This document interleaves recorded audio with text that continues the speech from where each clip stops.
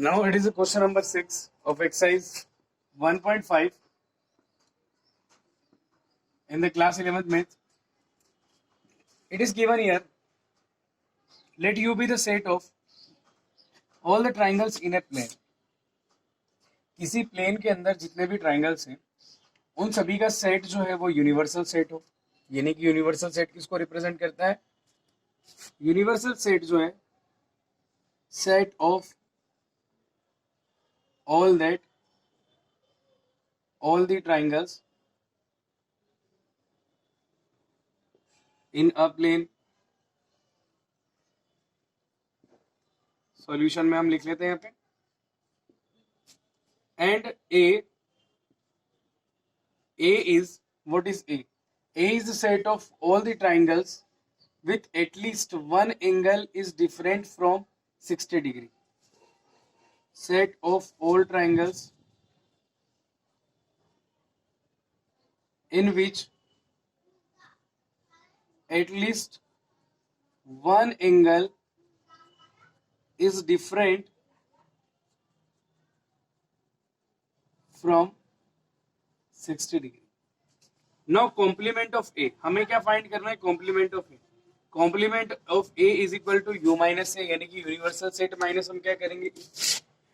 अब हम ध्यान देते कि A क्या है. A जो है वो सारे ट्राइंगल्स हैं जिनमें कम से कम एक एंगल जो है वो 60 डिग्री से अलग है. यानी कि वो सारे ट्राइंगल्स आ गए जिसके अंदर एक एंगल जो है वो क्या है? 60 डिग्री से अलग.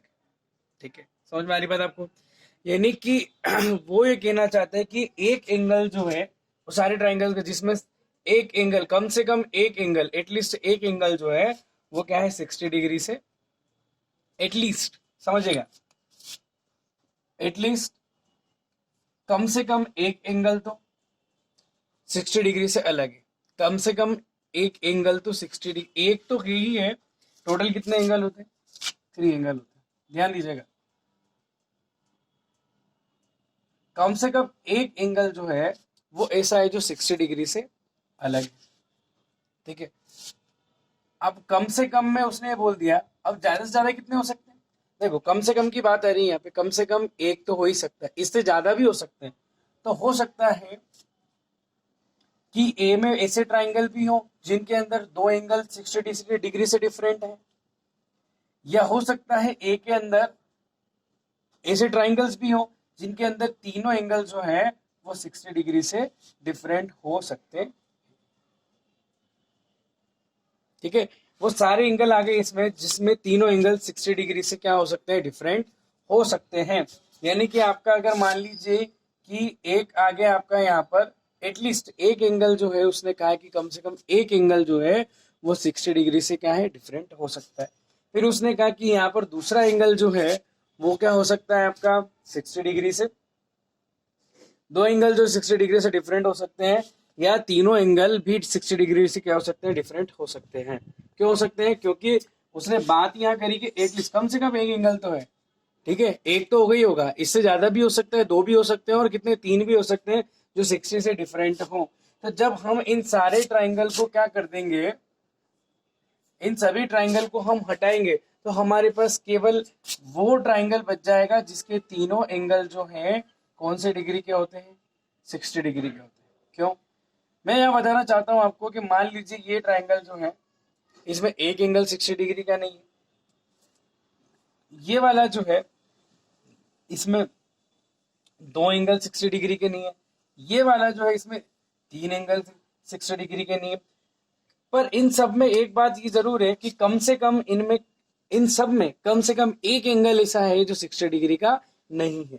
ठीक है, लेकिन यहाँ पर जैसे अपन बात करते हैं कि कम से कम एक एंगल तो ऐसा है, इसमें दोनों में से कम से कम एक तो है, इसमें तीनों में से तीनों वाले अलग है लेकिन कम से कम एक तो ऐसा है जो 60 से अलग है. तो अब जैसे ही हम इस सेट को माइनस करेंगे तो बचेगा क्या? तो हमारे पास बच जाएगा, यहां लिखेंगे अपन कॉम्प्लीमेंट सेट. क्या हो जाएगा? Set of all the triangles in which all angles are 60 degree, जिसके अंदर क्या होंगे? सारे एंगल्स कैसे होंगे? 60 डिग्री के होंगे. ये हो गया हमारा क्वेश्चन नंबर 6. यानी कि वो जो एक कॉम्प्लीमेंट होगा वो किसको रिप्रेजेंट करेगा? कॉम्प्लीमेंट ऑफ ए वो इक्विलेटरल ट्राइंगल के सेट को रिप्रेजेंट करेगा। ठीक है, हम बात करते क्वेश्चन नंबर से, हम बात करते हैं यहाँ पर हमारे पास आएगा सबसे पहले फिलहाल यहाँ पर पूछा है क्वेश्चन नंबर 7 में A union A complement of A. हम जानते हैं किसी सेट और उसके कॉम्प्लीमेंट का जब हम यूनियन निकालते हैं तो हमको मिलता है यूनिवर्सल सेट। क्या मिलता है? Universal set. फाई का कॉम्प्लीमेंट होता है यू, यूनिवर्सल सेट होता है। यूनिवर्सल सेट का किसी सेट के साथ हम इंटरसेक्शन निकालते हैं तो हमको वापस कौन सा? वही सेट मिलता है। इसलिए इसका आंसर आ जाएगा आपका ए, क्योंकि फाई का कॉम्प्लीमेंट कौन होता है? Phi complement of phi equal to universal set. किसी सेट और उसके कॉम्प्लीमेंट सेट का अगर हम इंटरसेक्शन निकालते हैं तो किसी सेट और कॉम्प्लीमेंट में कोई भी कॉमन नहीं होता एलिमेंट, इसलिए यहाँ आ जाएगा phi. Union, complement of union होता है फाई, और फाई का किसी सेट के साथ हम इंटरसेक्शन निकालते हैं तो फाई और उस सेट में कोई भी एलिमेंट कॉमन नहीं होता, इसलिए यहाँ पर इंटरसेक्शन भी क्या आ जाएगा? आपका फाई आ जाएगा, क्योंकि फाई और किसी सेट का अगर हम क्या निकाले इंटरसेक्शन तो फाई ही आना है। इस तरीके से ये एक्सरसाइज जो है, एक्सरसाइज ना 1.5 हमारी यहाँ कंप्लीट हो जाती है। अब हम चलते हैं 1.6 और उससे पहले थोड़ा सा बेसिक समझते हैं उसके बारे में। सबसे पहले हम बात करेंगे, मान लीजिए हमारे पास दो सेट हैं ए और बी हैं, are the two disjoint sets, दोनों को हमने अलग अलग मान लिया है। ए के अंदर हमारे पास टोटल एलिमेंट जो है वो एन है, तो हमने उसको रिप्रेजेंट कर दिया एन ए। फिर हमारे पास एन बी के एलिमेंट जो हैं वो हम मान लेते हैं कि टोटल एन बी वो एलिमेंट्स है कि इसके अंदर जो भी आपके नंबर ऑफ एलिमेंट्स आगे एन बी से रिप्रेजेंट कर दिए। हम यहाँ बात करते हैं कि जब ए इंटरसेक्शन बी में कोई भी एलिमेंट नहीं, देखो डिसजॉइंट सेट की कंडीशन है, डिसजॉइंट सेट की कंडीशन क्या होती है कि दोनों में कोई भी एलिमेंट कॉमन नहीं है। ऐसी कंडीशन में अगर हम यूनियन निकालें तो यूनियन क्या होता है? ए के भी उसके अंदर शामिल होते हैं, बी के भी। तो ए यूनियन बी के अंदर टोटल एलिमेंट कौन कौन से हो जाएंगे? ए के हो जाएंगे और एक और किसके हो जाएंगे? बी के। तो ये आ गया n A union B equal to n A plus कितना आ गया? एन बी आ गया। बट अगर मान लीजिए कि दोनों डिसजॉइंट सेट नहीं है ना, ध्यान दीजिएगा, ये ए है, ये हमारा क्या हो गया? बी हो गया, और साथ में हम बात कर रहे हैं यहाँ पे ये इनका, और ए के एलिमेंट हो गए हमारे पास एन ए, बी के एलिमेंट हमारे पास हो गए एन बी। तो हम बात करेंगे, देखिए total element in n A union B. सबसे पहले हम बात कर लेते हैं एन ए की, प्लस हो जाएगा एन बी। ए के टोटल एलिमेंट, अब ए के टोटल एलिमेंट यानी कि ये जो इंटरसेक्शन के अंदर भी जो भी बैठा होगा इस जगह, उसको भी हमने ए में शामिल कर लिया। ओके, दूसरी बात हम बात करते हैं एन बी में। तो एन बी के अंदर जो एलिमेंट यहाँ दोनों के कॉमन होंगे और जिस इस पार्ट में बी के जो भी एलिमेंट होंगे उनको भी हमने काउंट कर लिया। ओके, लेकिन जब हम ऐसा करेंगे तो यहाँ पर ये हो जाएगा कि ये जो दोनों के कॉमन एलिमेंट हैं वो ए के अंदर भी काउंट हो गए हैं, वो किसके अंदर? बी के अंदर भी काउंट हो गए। यानी कि जो कॉमन एलिमेंट थे वो ए में भी चले गए, वो कहीं में बी में भी, तो वो डबल बार यहाँ काउंट होते हैं। इसलिए हम क्या करते हैं कि उसमें से माइनस कर देते हैं। क्या माइनस कर देते हैं कि दोनों में जो कॉमन एलिमेंट हैं उनके नंबर्स को एक बार क्या कर देते हैं अपन? माइनस कर देते हैं। ठीक है, जैसे कि यहाँ बात करते हैं अपन कि ये हो गया 1 2, यहाँ हो गया 3 4, यहाँ हो गया आपका क्या हो गया 5 6।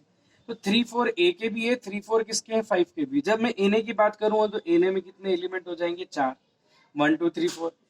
एन बी में कितने एलिमेंट हो जाएंगे आपके? फिर एन बी में हो जाएंगे 4।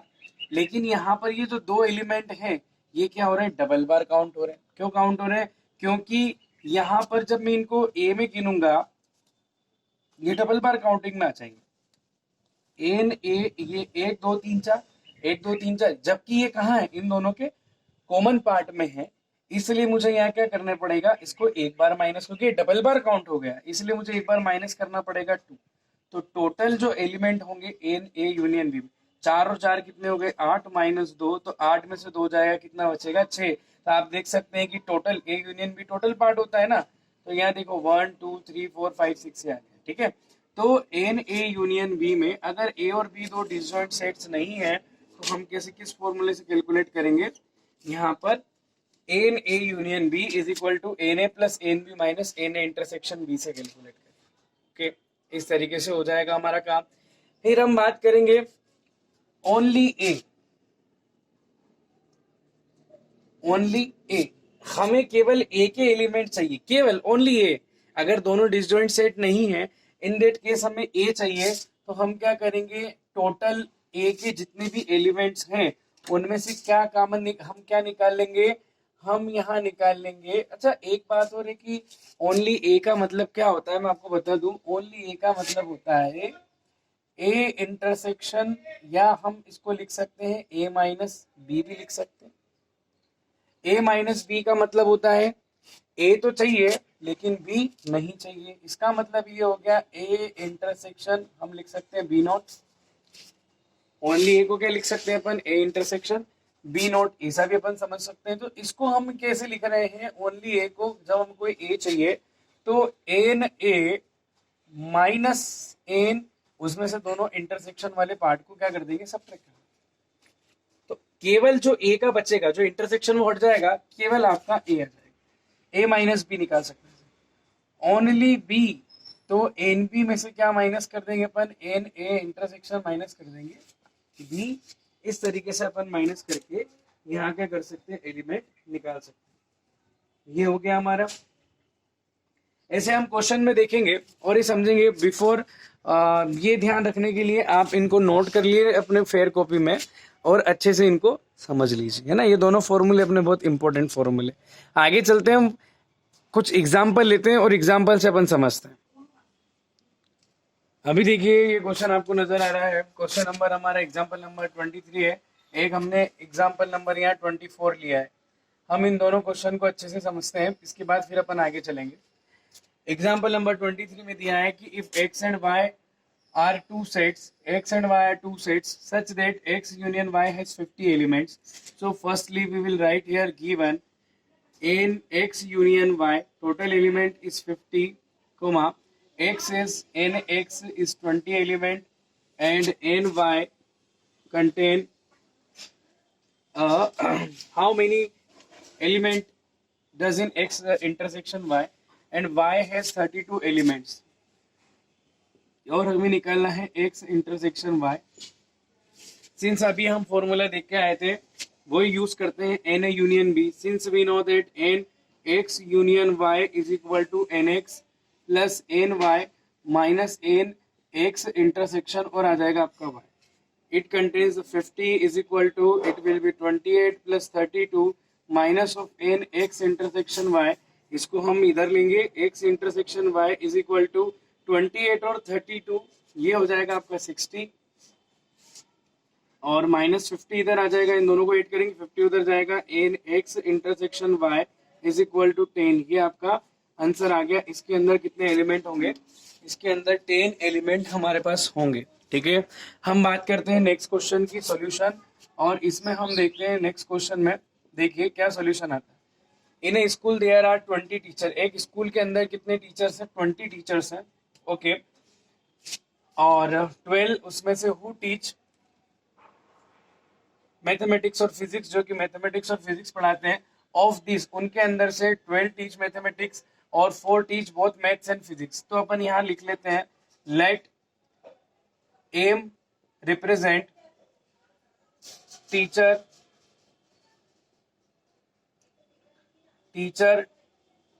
टीच मैथ्स, और एम, और यहाँ आ जाएगा P teacher teach physics. P उन टीचर को रिप्रेजेंट करता है जो फिजिक्स पढ़ाते हैं, और एम जो है टीचर जो मैथ्स पढ़ाते हैं उनको रिप्रेजेंट करता है। टोटल टीचर्स हमारे बात हो रही है, कितने हो गए, n M union P that is हो गया 20, ओनली मैथ्स पढ़ाने वाले हैं 12, और जो दोनों पढ़ाते हैं एम एन इंटरसेक्शन पी वो हो गए हमारे पास 4। हमें निकालना है number of teacher who teachers the physics only. तो यहाँ आ जाएगा since n M union P is equal to n M plus n P हो जाएगा माइनस एन एम इंटरसेक्शन, और आ जाएगा P. Total teachers 20 is equal to, यानी कि हमारे पास उस स्कूल में 20 टीचर्स हैं। एम जो पढ़ाते हैं मैथ्स वो है 12 प्लस फिजिक्स वालों का नंबर हमें निकालना है माइनस 4 जो है वो टोटल पढ़ाते हैं। 20 is equal to 12 minus 4, 8 plus n P, ये आ जाएगा 20 माइनस 8 इज इक्वल टू हो जाएगा एन पी, और ये आ जाएगा 12 is equal to n P. यानी कि फिजिक्स पढ़ाने वालों के नंबर जो हो गए वो है 12, यानी कि 12 लोग जो हैं वो क्या पढ़ाते हैं, आपकी फिजिक्स पढ़ाते हैं। हम यहाँ लिख देंगे 20 minus 8 is equal to n P, और ये आ जाएगा 12 is equal to n P, यानी कि 12 लोग जो है 12 टीचर जो है वो क्या पढ़ाते हैं, फिजिक्स पढ़ाते हैं। ठीक है, तो ये क्वेश्चन हमारा क्वेश्चन एग्जाम्पल नंबर 20 और 21 दोनों कंप्लीट हो गए। अब हम बात करते हैं हमारे नेक्स्ट एग्जाम्पल की।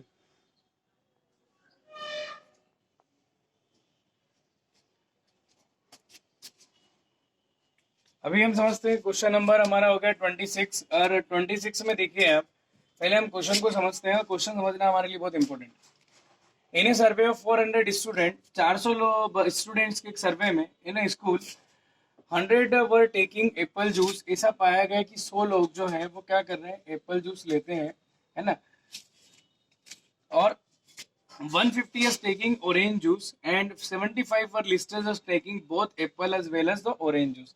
100 लोग जो एप्पल जूस पीते हैं, 150 जो है वो ऑरेंज जूस है पीते हैं, और 75 जो है वो क्या करते हैं, वो दोनों टाइप के जूस लेते हैं। ठीक है, अब हम बात करते हैं कि यहाँ पर